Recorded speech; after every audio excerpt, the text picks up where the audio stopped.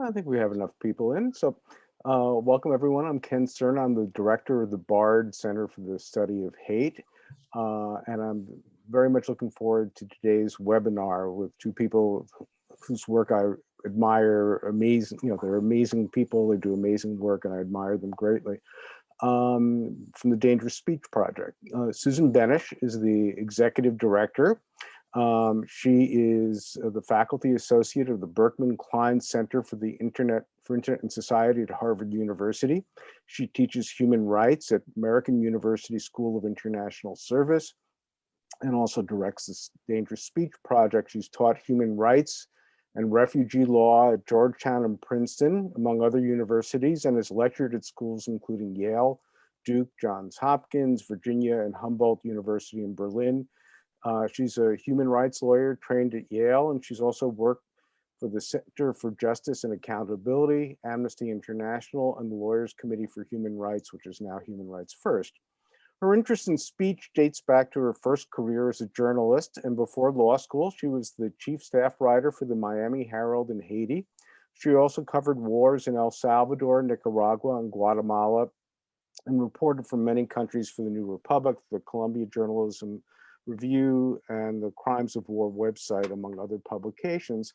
I first met Susan, I'm trying to remember how many years ago, but I remember the place. I'm served on a committee at the Holocaust Museum on Holocaust denial and state-sponsored anti-Semitism, and Susan gave a presentation that absolutely blew me away about thinking about speech and its dangerousness in a way that I had never thought of before. So I really appreciate you being with us, Susan, and her colleague Cathy Buerger, who's the director of research at the Dangerous Speech Project.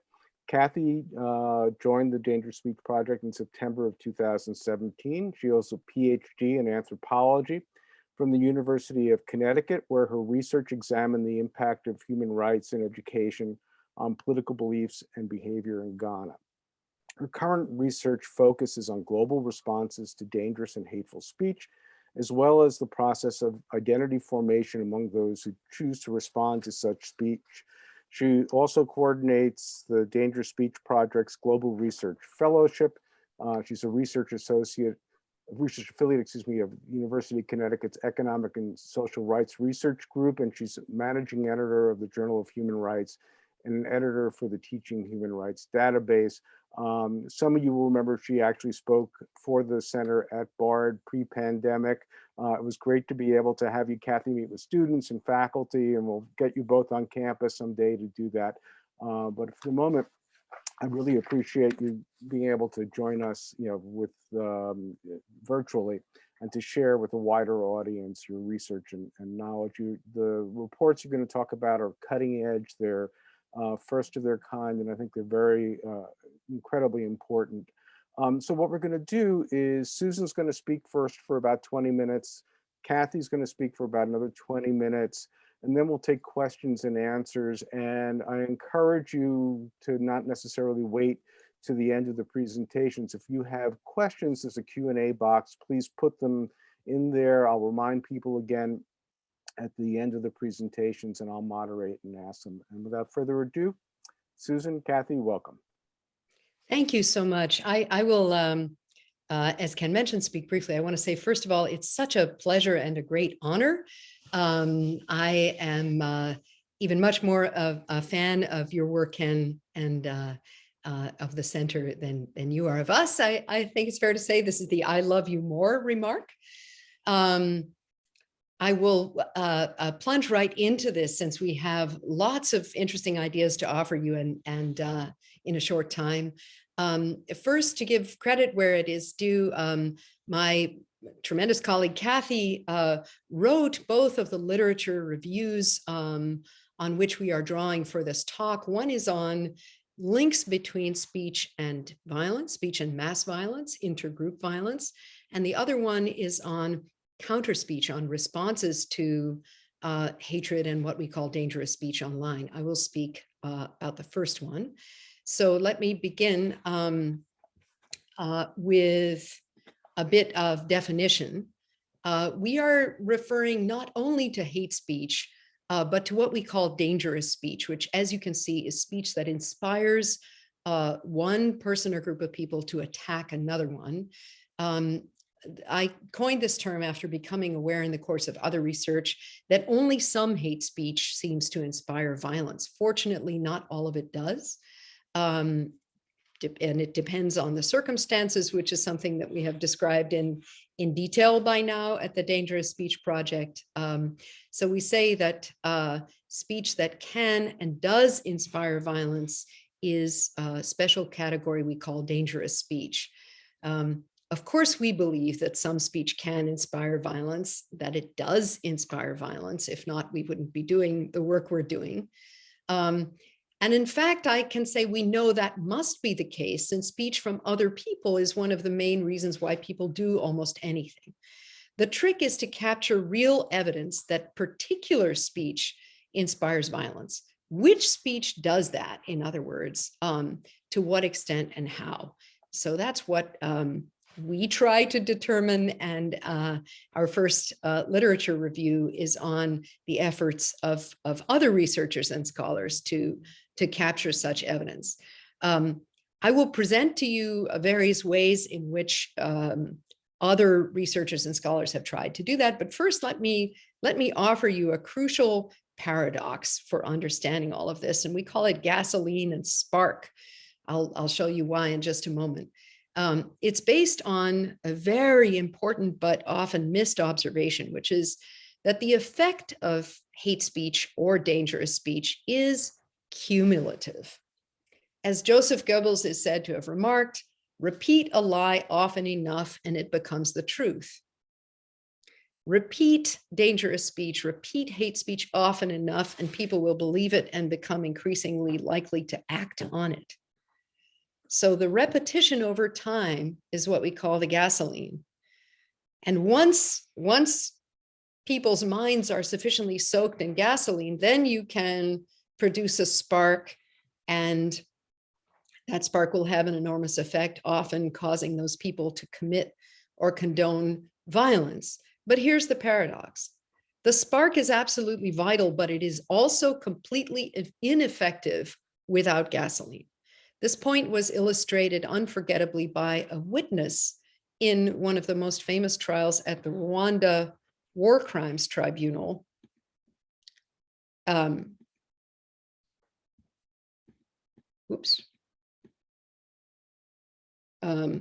have lost that slide, but I will tell you that that witness said that what the defendants in that trial were two executives of the famous radio station RTLM, Radio Télévision Libre de Mille Collines, that famous radio station, and the editor of a famous magazine in Rwanda.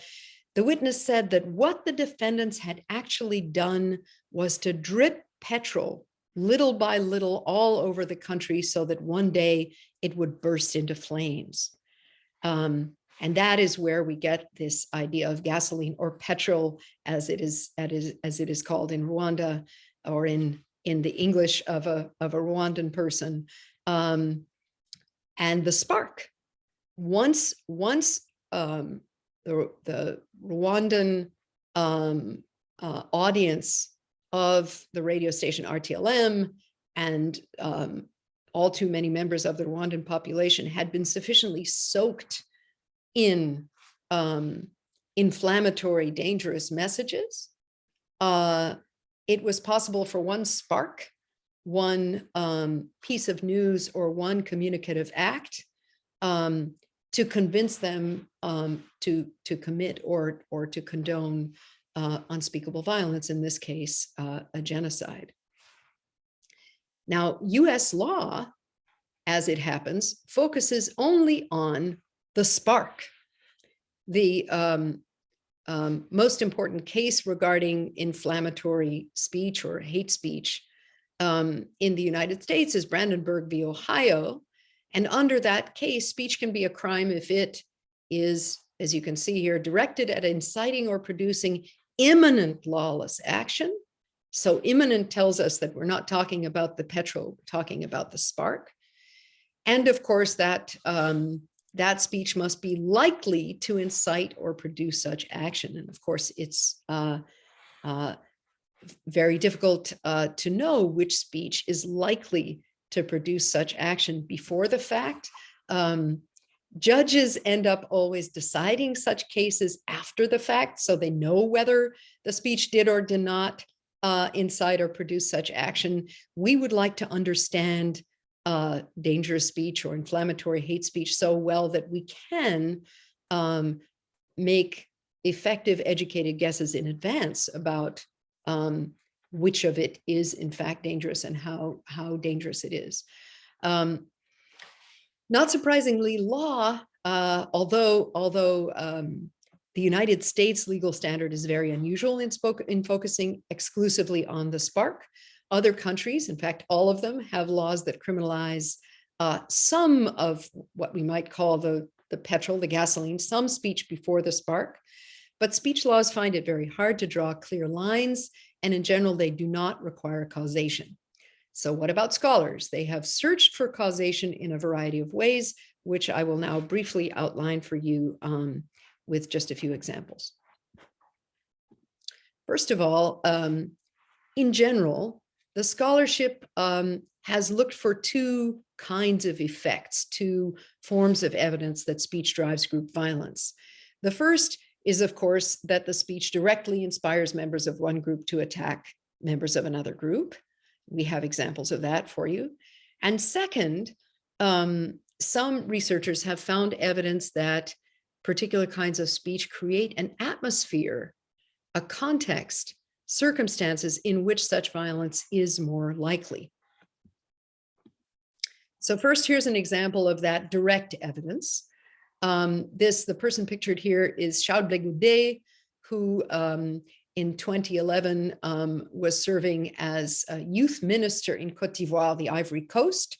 He made some tremendously inflammatory speeches, including calling on the people listening to denounce every foreigner who enters. This is a bit of an awkward translation, but the key is that multiple victims of attacks in which some of them were severely wounded and others were killed. Some of the survivors reported hearing the perpetrators referring specifically to Blégudet's order, as they called it, while carrying out the attacks. We have, of course, many examples of speech leading directly to violence. A painfully recent and close one is the January 6th riot in the United States, in which, of course, many of the participants said that they were acting on orders as they understood them from Donald Trump. Here's another example of a spark. Farkhunda Malikzada was a devout Muslim Afghan woman who had an argument with a Muslim cleric in a mosque where she was working. He then immediately began asserting that she had burned a Quran. In that society, the petrol that has been unfortunately very well and widely spread made this cleric's assertion that Farkhunda had burned a Quran into an extremely effective spark. So she was lynched in ways that are so horrible that I will not describe them, and then killed. So that's a case in which very clearly speech, which, like so much dangerous speech, was false, led directly to violence, to murder in this case. Here's an example of petrol. This photograph is of a Burmese monk who gave fascinating, ingenious, and we think very effective sermons designed to turn his followers, his audience, against Muslims, and in particular to portray them as a threat. We have some of his sermons and have analyzed the ways in which they effectively convinced people to, convinced Buddhist Burmese people to see Muslims both inside and outside of the country as posing an existential threat to them. Now, this is a photograph of Rwanda, and as you can see, there is a hill there. I mentioned before the famous radio station whose acronym is RTLM, that stands in French for the radio and television of the land of 1,000 hills. That's Rwanda's nickname, since it has a topography that this picture illustrates, lots and lots of hills. And an ingenious researcher called David Yanagisawa-Drott used that fact of Rwanda's extremely hilly terrain to do an unusual piece of work using elaborate statistical methods, using econometrics, to try to find a correlation or causal relationship between the broadcasts of that famous radio station, RTLM, and the commission of murders in the course of the genocide in 1994 in Rwanda. What Yanagisawa-Drott did was to make matched pairs of villages in Rwanda, in which one village was on top of a hill and the other one was at the bottom of the hill. And so the village at the top of the hill received the radio signal and the one down in the valley did not. Yanagisawa-Drott concluded that indeed there had been significantly greater levels of violence in the villages that had received the radio signal. So that seems to be quite robust evidence of the link between speech and mass violence. On the other hand, notice that because of the technique that Yanagisawa-Drott was using, his indicator was exposure to all of the broadcasts of the radio station. That means he could not, with that method, establish a link between any particular act of speech, as in the first examples I gave you from the Ivory Coast and Afghanistan. He couldn't establish a link between any particular act of speech and violence. On the contrary, he was measuring or trying to prove a link between a large body of speech, between the dripping of lots and lots of petrol over time by that particular radio station.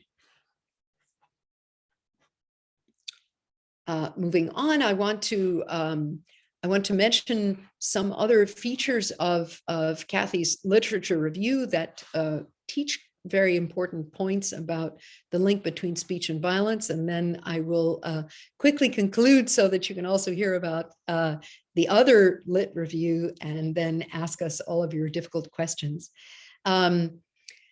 Rumor is often a very important driver of violence. And there are several papers that offer evidence of that in specific cases. I'll just mention two of them. One is a paper on the massacre of thousands of Sikhs in India after the assassination of Indira Gandhi by two of her Sikh bodyguards. There were rumors spreading that Sikhs were planning to take over the country and that the assassination had in fact been a step toward that. Veena Das, who wrote a very interesting paper on this, describes a feeling of mounting panic that the rumor produced. And then among the other papers described in the Lit Review is one on rumors spreading in Kenya. Then I can't not mention dehumanization, which is, of course, it seems to us a very important step along the way to convincing people to commit or condone mass violence. There is a large body of scholarship on it. People have described various types and forms of dehumanization. And in fact, there was even an experiment in which subjects were encouraged to administer shocks. Of course, not in fact, but they believed they were administering shocks to other people after having heard those people described in dehumanizing or humanizing language. And indeed, the subjects were willing to administer much stronger shocks to those who about whom they had heard dehumanizing language. And then I'm afraid I feel it wouldn't be correct not to mention the Trump effect, about which so much of us have wondered. Since 2015, journalists and scholars have discussed this notion that Trump's rhetoric emboldened racists and haters of other kinds. There is some scholarship to absolutely to support that idea. And then finally, I'm going to close with what has to happen, what we think is keenly needed. There are so many golden opportunities, sadly, happening every day around the world, where inflammatory speech is followed by violence, where correlations seem easy to support, but where evidence of causation is more difficult to gather. It is crazy not to seize the opportunity to perform some natural experiments, and those have to be done in collaboration between tech companies and researchers outside those companies, so that the findings can be published and made accessible to the rest of us. That's how we build up knowledge and solve major social problems in many different spheres of life and social progress. And as it happens, I'm leading a new coalition to oblige tech companies to share data responsibly for such research, so that we can make that kind of progress. Thank you so much for listening, and over to you, Cathy.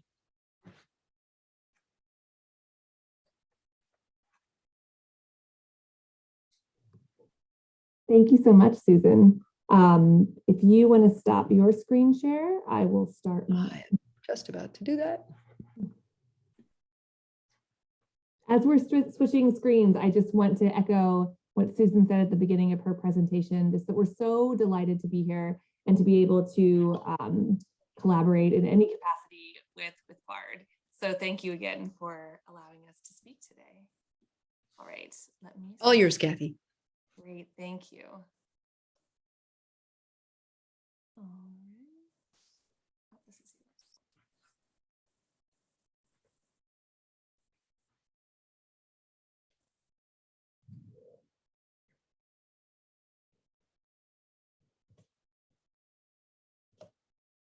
All right. So thank you again. In Susan's talk, you heard a little bit about one of our literature reviews that we've produced, and that's on the question of this connection between speech and violence. So in my talk, I'm going to tell you a little bit about another literature review that we've produced that's examining counterspeech and this question of whether or not it's effective. So let me start off by telling you what we mean when I say counterspeech, right? At the Dangerous Speech Project, we define counterspeech as any direct response to hateful or harmful speech which seeks to undermine it. Now, when we first launched into the project of writing a literature review about counterspeech, which we did back for the first time in 2019, we quickly discovered that lots of people out there are doing research on topics that are related to this, but they're not all calling it counterspeech, right? So some of them are calling it they're talking about civility online, or they're talking about depolarization. They are examining the movement of kind of pro-social or anti-social norms, or looking at in general kind of how norms and discourse norms spread online. So when we first did this, it was a real effort to kind of draw a line around what we felt like was counterspeech research. And when we revisited this project last year with an effort to, update it with new scholarship, we were really excited to see a few things. The first was that there was a lot more research, right? So this is really a field that is growing. There's a lot of interest in studying how people are responding to hatred online. And that's exciting to see. The other thing that we noticed was that the scholars were, in conversation with each other more.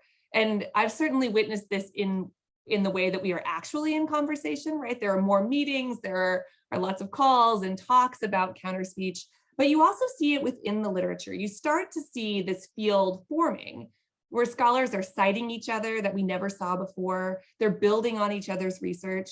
So this is a really exciting time to be working on this topic, I think, as a researcher. So let me tell you a little bit about kind of what we discovered in terms of effectiveness. When you look at the whole body of work that we're analyzing in this literature review, you see it kind of break into these two buckets, right, of ways that people are thinking about effectiveness. Some of the literature is defining effectiveness or is measuring effectiveness by looking at the impact of counterspeech on the person who has posted bad speech, right? Some of them call it hateful speech, some of them say antisocial or negative speech, but it's looking at kind of that direction.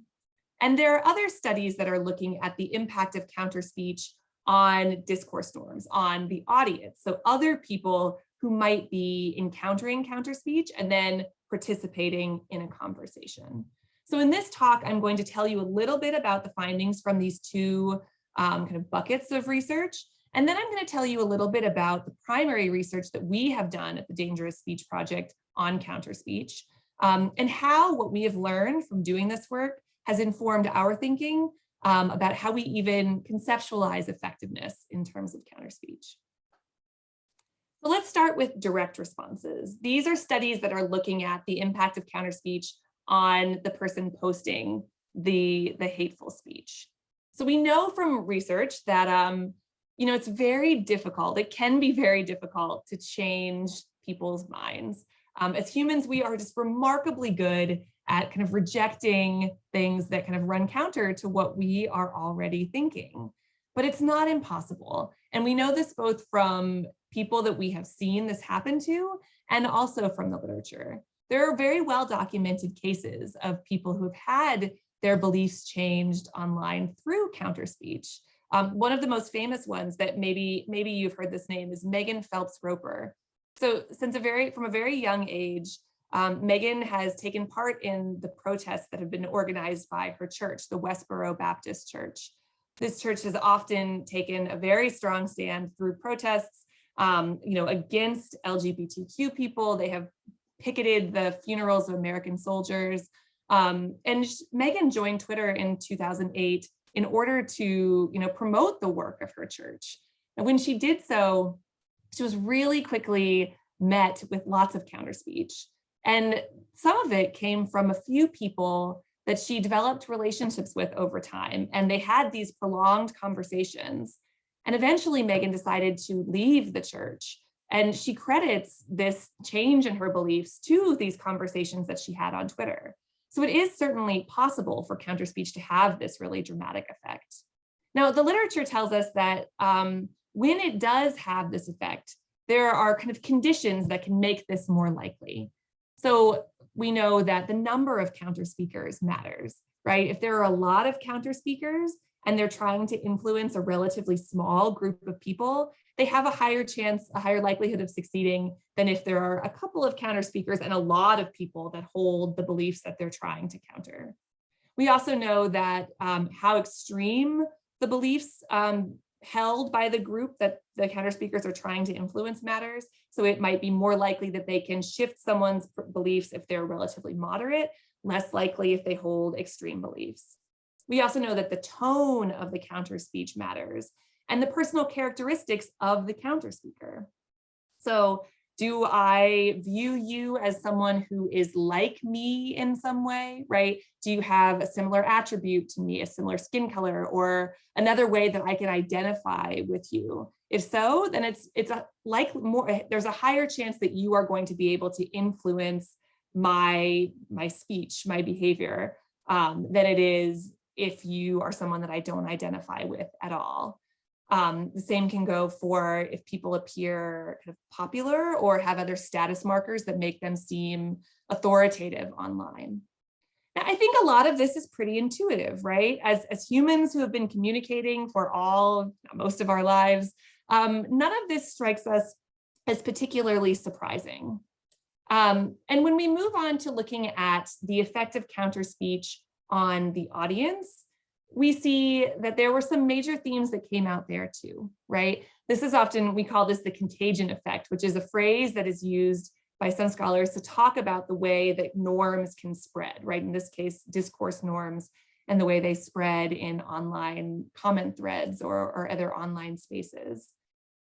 Again, instead of looking at the effect of counterspeech on the person posting the hatred, here we're looking at the effect of counterspeech on other people or on discourse in general.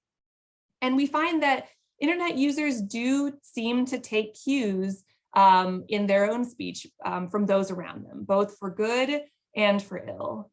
We see Hanem Brazil from 2015 that found that people who were exposed to civil comments were more likely to contribute civil comments to comment threads. And in a similar vein, Chang and colleagues found that people who were exposed to antisocial or negative comments were, that was more likely to make those people contribute antisocial comments. So people are in general kind of affected by the speech that is around them. Now, this piece of the literature review is really important for our work at the Dangerous Speech Project, in part because of the fact that it is looking at the impact of counterspeech on the audience. And we have found in our own research with counterspeakers that this idea of speaking to the audience is really usually their goal in their counterspeech. And so looking at what the research has to say about that is really helpful for us. Now, let me tell you a little bit about the work we have done so far.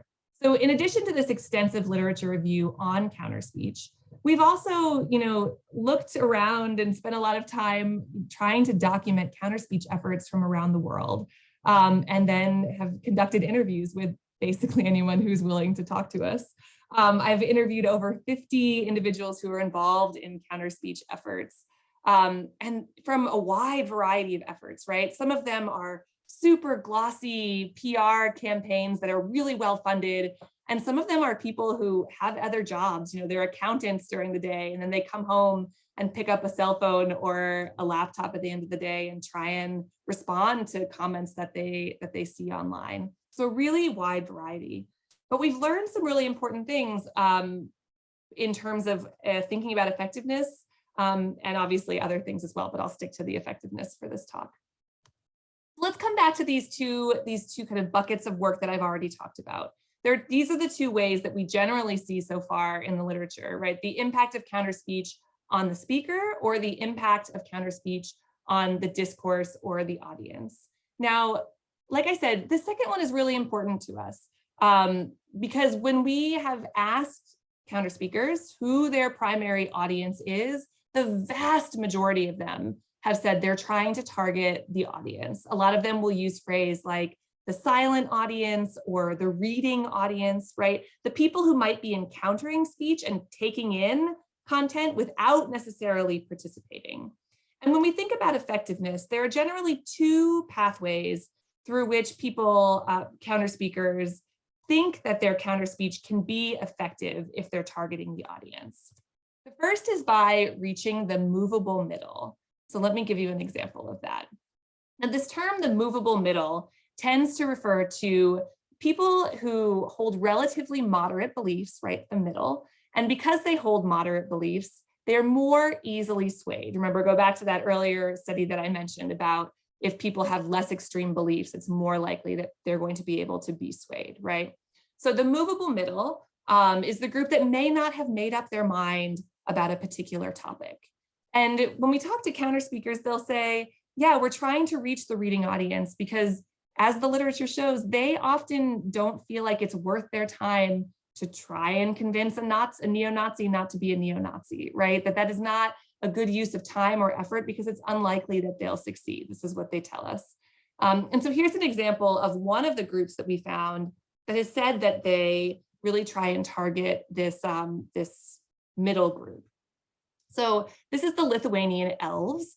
If you haven't heard of them, they are a group that emerged in 2014 in Lithuania to try and combat disinformation campaigns that were coming from Russian trolls, hence the elves. And this was at the time when there was just so much disinformation that was beginning to swirl from Russian trolls. And so when I asked, who are you targeting with your counterspeech, they said, we're targeting the common man, is what they said. And this person said, we hope that they are understanding what they are reading. We are trying to make them not be poisoned by the fake news and the propaganda. So they're not trying to convince Russian trolls to stop posting what they're posting or to, to change their beliefs. They're targeting other people that are seeing this disinformation that is trying to stoke communal or stoke intergroup conflict and to discredit democratic institutions. They're trying to respond to that so that when other people see the propaganda, one, they can know that it's propaganda, and two, they might be able to be swayed either to, if they are questioning that, to not believe it, or they can be prevented from believing that kind of propaganda in the future. So that's one way that counterspeech can be effective if you're speaking to the audience. There's another way that was mentioned by our counter speakers as well, and that's by encouraging new counter speakers to join the conversation. This is one I find really, really fascinating, and it comes out of work that research that I've been doing with a large counterspeech collective called I Am Here, in Jagerhar in Swedish. This is a group that we've been doing a lot of work on at the Dangerous Speech Project, and last year, I guess the year before, we published a digital ethnography that I wrote on this group. So this is a group that was started in 2016 in Sweden by Mina Dennert, who you see here. They operate in closed Facebook groups where they will post links to comments that they think are hateful or comment threads that they think have hateful speech in them. And then their group members will collectively go onto these comment threads and write counter speech. And then here's the trick, they'll like each other's comments, because on public pages like newspaper pages on Facebook, the comments are ranked by engagement, not by chronological order, right? So the comments that have the most likes and replies are elevated to the top, and the comments that have fewer likes and replies are buried at the bottom. Their goal is to then push counter speech to the top. So it's the first thing that you see when you're reading a comment thread. This group has become really popular. It started with 20 people. The Swedish group now has over 70,000. There are 150,000 people, more than that, around the world as part of one of the 15 groups. And this group talked a lot about the challenges of doing counter speech alone, which many of them did before they joined I Am Here.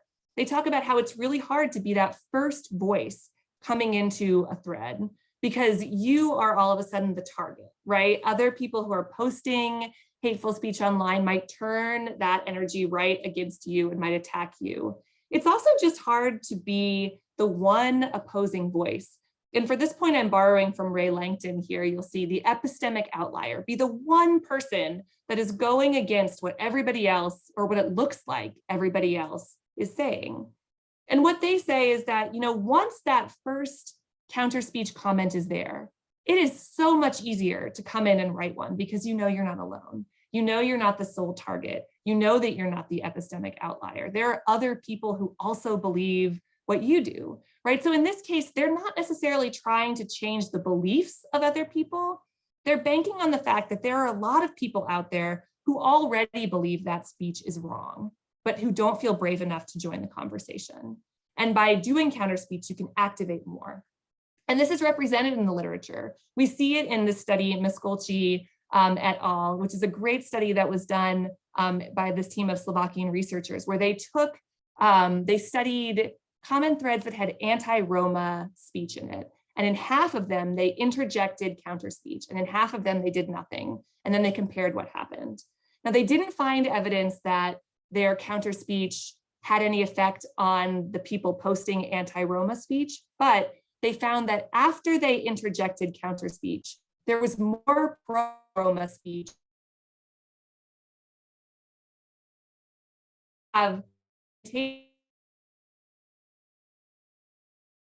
With counter speakers can show you maybe why.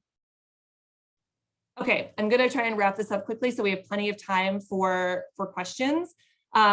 I just want to mention briefly two more possible ways that we can think about effectiveness that has come out of our research on counterspeech. The first one is that counterspeech could be effective because it could have a positive impact on the target of hateful speech. So we found several efforts that are specifically designed to help, right, the targets of this kind of speech. One of them is called White Nonsense Roundup. And although it's not very active anymore, when it was active, it was designed to take some of the burden of doing counterspeech off of the shoulders of people of color. So if somebody found themselves faced with, someone saying something racist online, they could tag White Nonsense Roundup and say, hey, can you help here? And their volunteers would come on and, do things like explain structural racism for the 100th time, so that other people didn't have to, right? So it was trying to take some of that burden and provide support and a sense of solidarity with the targets of racist speech online.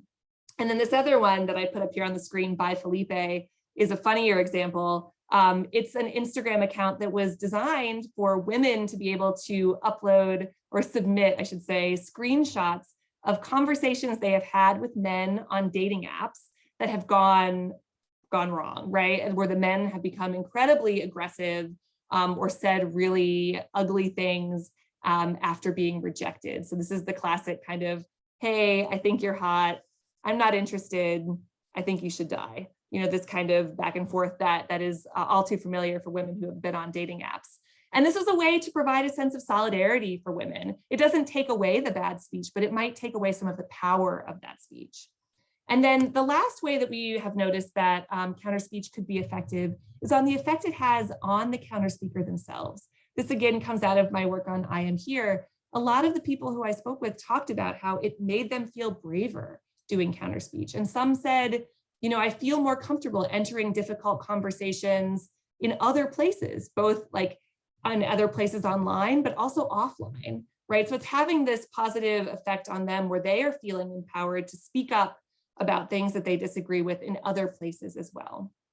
Where we start with this model from kind of the existing literature of primarily looking at effectiveness by looking at the effect it's having on the speaker or the effect it's having on the audience, our work has really, broadened, enriched this picture by saying, okay, we can also look at how counterspeech might be effective because it's providing support for the targets of speech. Or we know that the way that it works on the audience might be because it can impact the movable middle, or it can make people feel braver, and that now you have new counter speakers who are going to enter a space.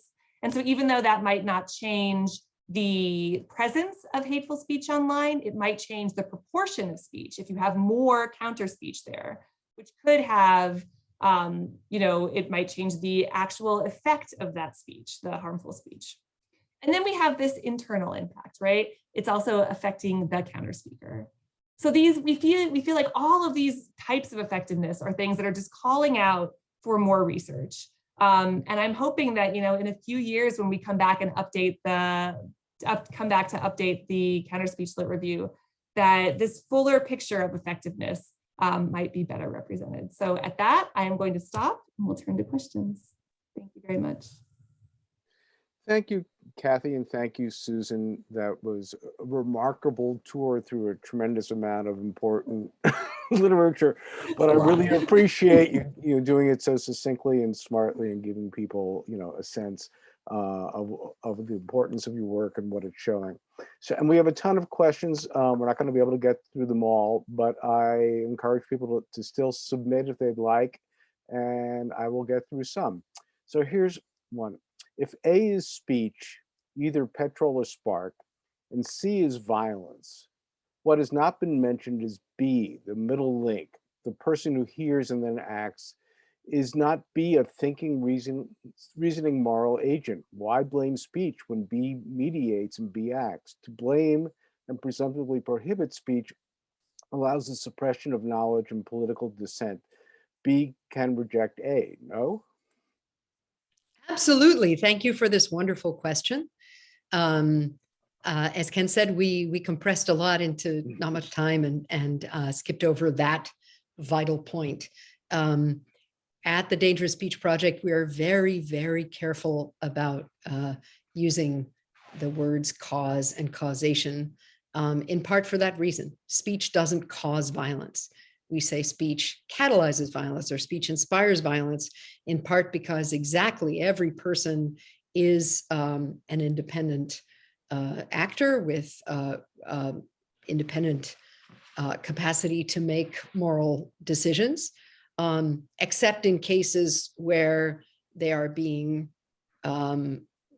absolutely coerced. For example, if someone holds a gun to your head and tells you, do this, otherwise I will shoot you. If they say that to you convincingly, then that's an exception. But otherwise, you're absolutely right. And in fact, what we call the dangerous speech framework, which is a tool for making an educated guess about which speech is dangerous and how dangerous in the context in which it was made or disseminated.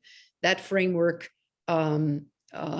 is based on 5 factors, one of which is the audience, the people who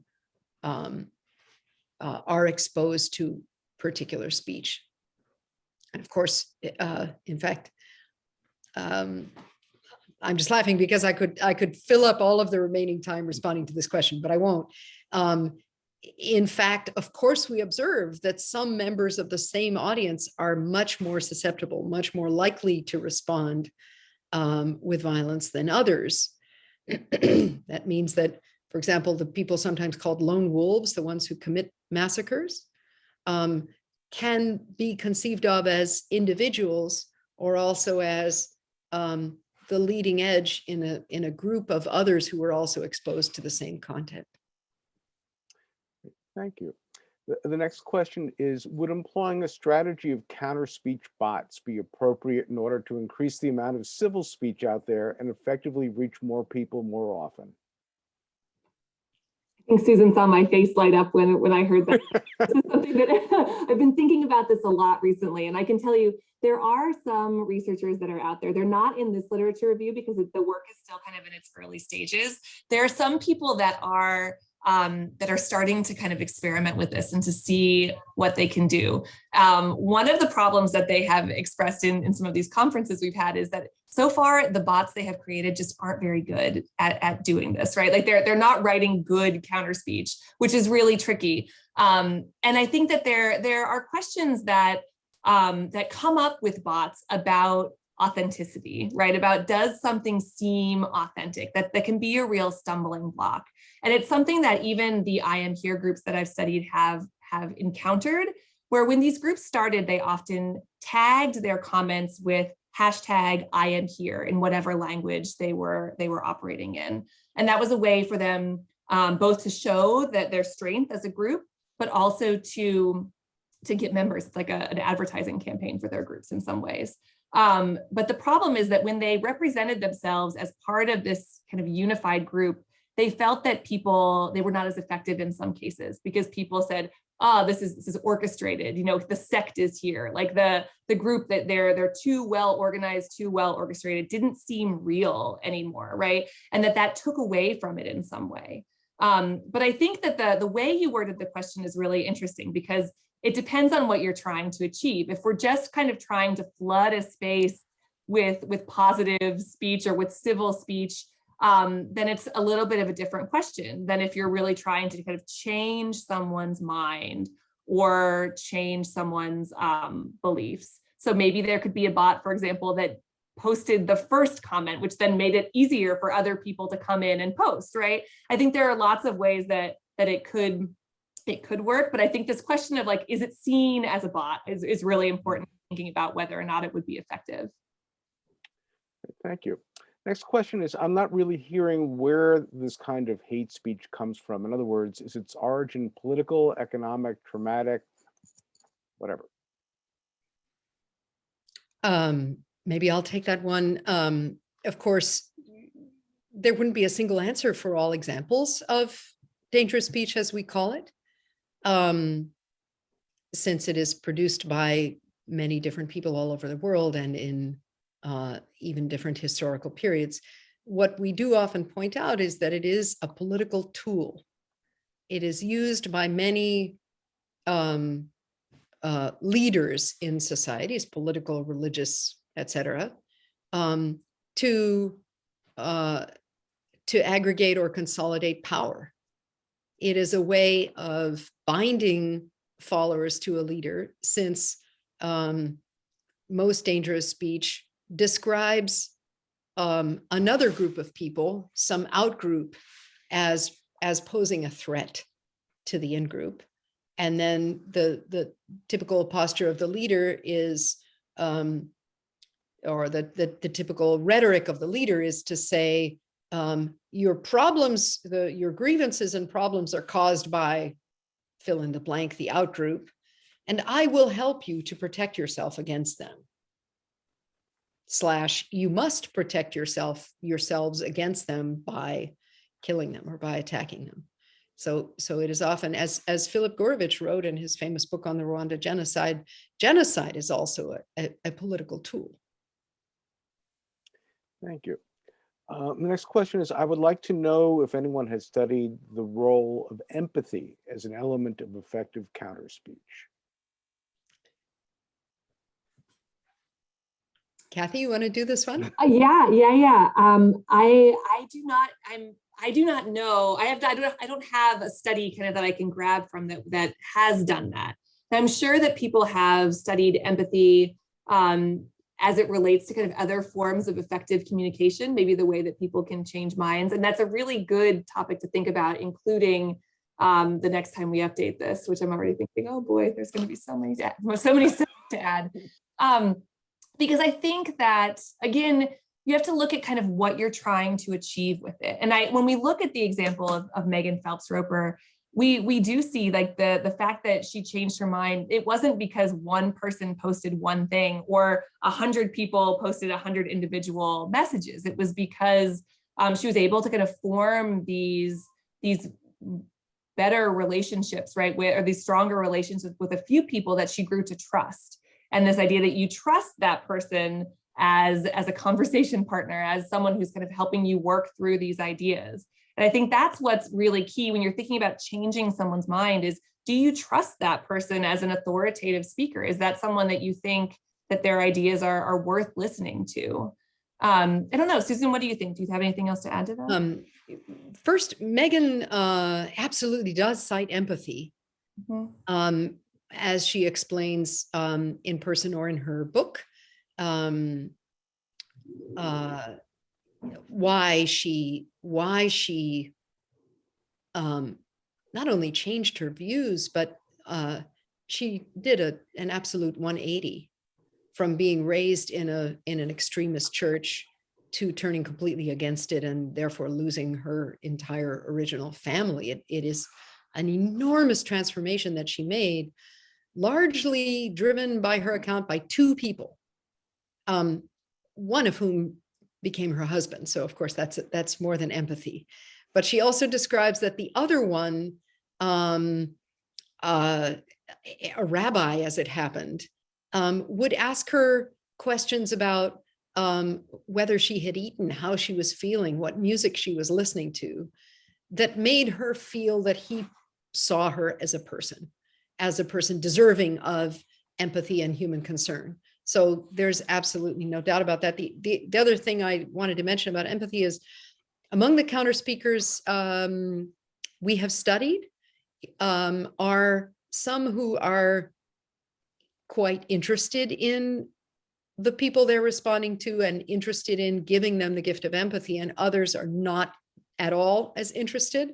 In fact, we arranged a debate between two of them. We called it the debate on hate here in Washington, D.C. It was fascinating. The one who is, I would say, more interested in using empathy in counterspeech of those two is Dylan Marin. He is the author of the podcast Conversations with People Who Hate Me, since after being attacked savagely in many cases by some of his listeners, he decided to start tracking them down and telephoning them, and then recorded the conversations in which he empathizes with them in trying to draw them out and trying to understand them. In fact, he's also now written a book that is forthcoming in March, also called Conversations with People Who Hate Me. If anyone is interested in reading about what it's like to offer empathy to people who have attacked you quite, as I said, quite viciously. Thank you. The next question is, how relevant to this discussion is the way advertising works? That's an enormous question, fascinating, but enormous.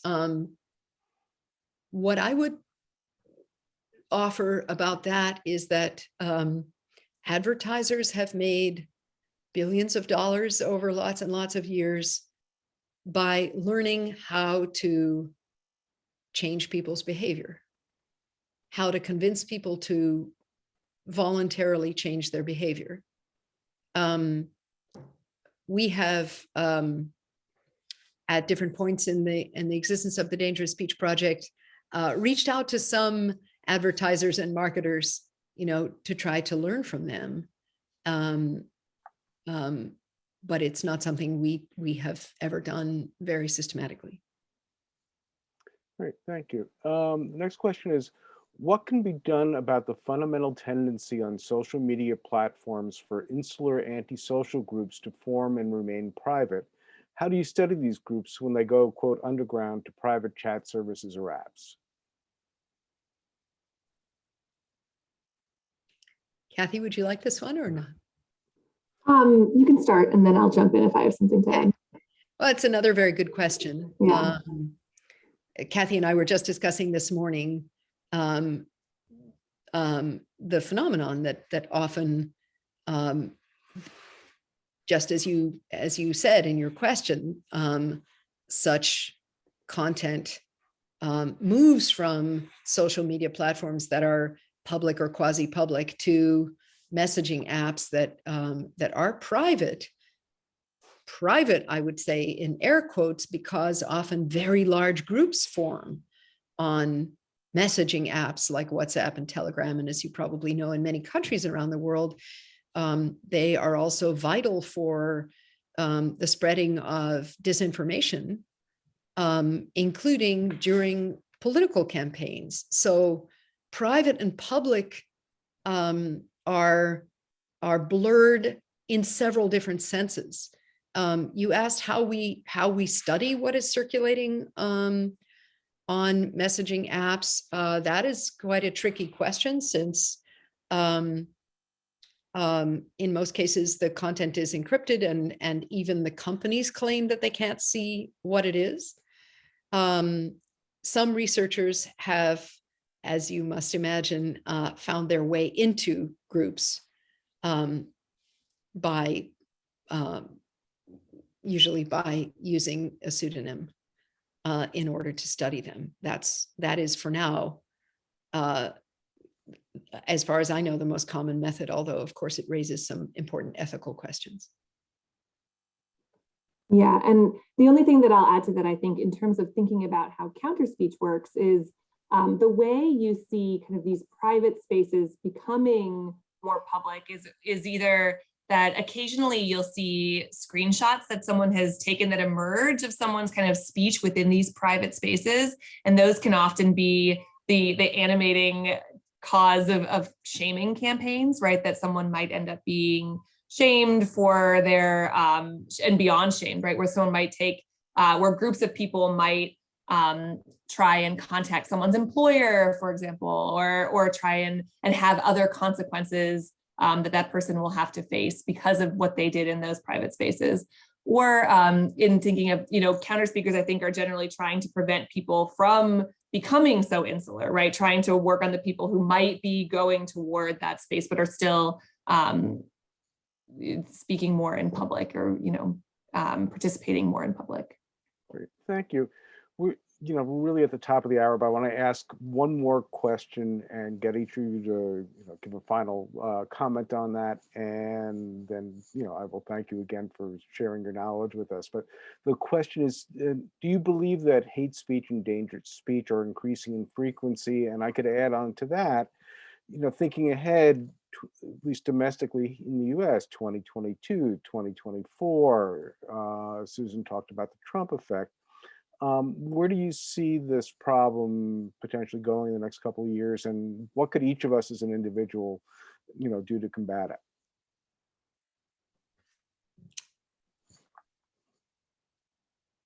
Okay. But it's both of us, right? I didn't want to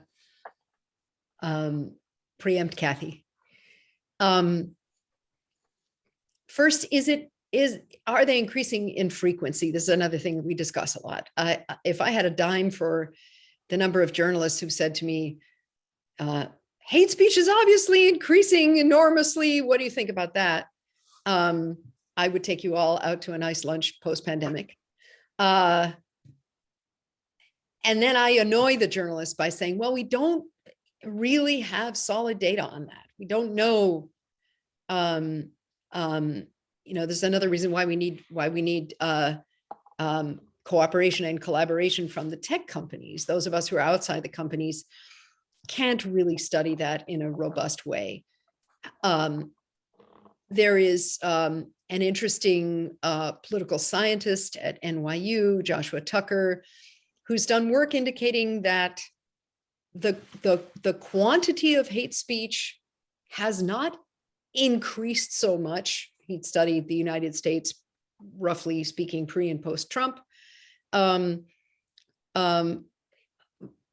Rather, what that team observed is something that we have also seen anecdotally online, which is that there are sudden spurts, like geysers, of hate speech or dangerous speech that occur online in response to some kind of offline event, usually. And then lots and lots of other people jump onto a bandwagon that has been built by some early adopters or some vigorous producers of hate speech. Then many other people jump on. And then after a while it subsides, and then there's another geyser. Of course, having said that, I must recognize that because more and more people are online, that is increasing still at an exponential rate. And people are spending more and more time all over the world on digital media. There's no question that the total, if you like, mass of hate speech is increasing because the total mass of all content is increasing. Can you ask what to do about it? I'll offer one idea, and then I'll leave the counter speech part to Cathy, and of course, any other ideas that she has. I'm going to offer a totally contrarian idea for my suggestion that you not get too panicked about it. And this is why. Hate is not anything new in human history or human life. In fact, I would bet you that the vast majority of humans who have ever lived have been taught from their early childhood to despise or fear some other group of people. Just look at the Old Testament if you want some very informal, not evidence, but maybe support for this general contention. One of the things that the internet has done is what some scholars call context collapse. In other words, we are all much more easily exposed to the internal speech of other human communities. You can now see what white supremacists are saying to each other online, whereas pre-internet, we might have read some newspaper report about what the KKK said at a rally. But those of us who are very far from being members of the KKK would never have heard or seen the actual words, whereas now online, many of us do. That is, of course, very alarming, but it also presents a totally unprecedented and very significant opportunity to do two things. One is to study it and how that sort of language circulates, and the second is to try to respond to it. And then, of course, to study that. Over to Cathy. Thank you. Cathy? Yes, so I'll start by agreeing with what Susan said. And then in terms of thinking about what to do, I think that this idea of not panicking is a really useful one, right? Also because I feel like I'm always reminding people that we shouldn't view kind of what we see online as representative of the beliefs held by all people who are using Facebook, right? Most of us go on to Facebook or Twitter and will read things and not write anything, right? So there are a lot of people in this audience, this really important group, both from the literature standpoint and from the standpoint of the counter speakers with whom we've spoken, right? This reading audience that is there and is not participating. And so I think that first, just remembering that there are lots of people that hold potentially more moderate views is useful, and remembering that it's not just kind of the stuff you see online, but then also taking this idea that, that there are other ways for your speech to have an impact. You don't have to convince the person who is completely opposite of what you believe. You don't have to make that your only goal. That's not the only way that you can be effective. You can respond to something with the goal of just showing support for the person being attacked, or just with the goal of maybe representing another viewpoint so that when someone else comes along and reads it, they don't think that, well, I guess everybody believes that because there's nothing challenging it here, right? There are so many ways that your speech can have an impact. And so I think holding those, I know I tend to be a kind of hopeful, optimistic person, perhaps more than I should be. But I think, holding those two things in your head whenever you go on social media can be really useful.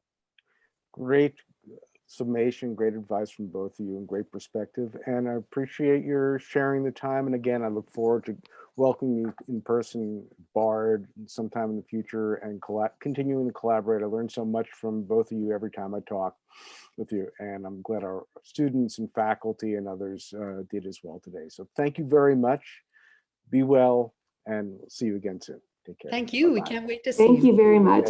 Okay, bye. Bye-bye.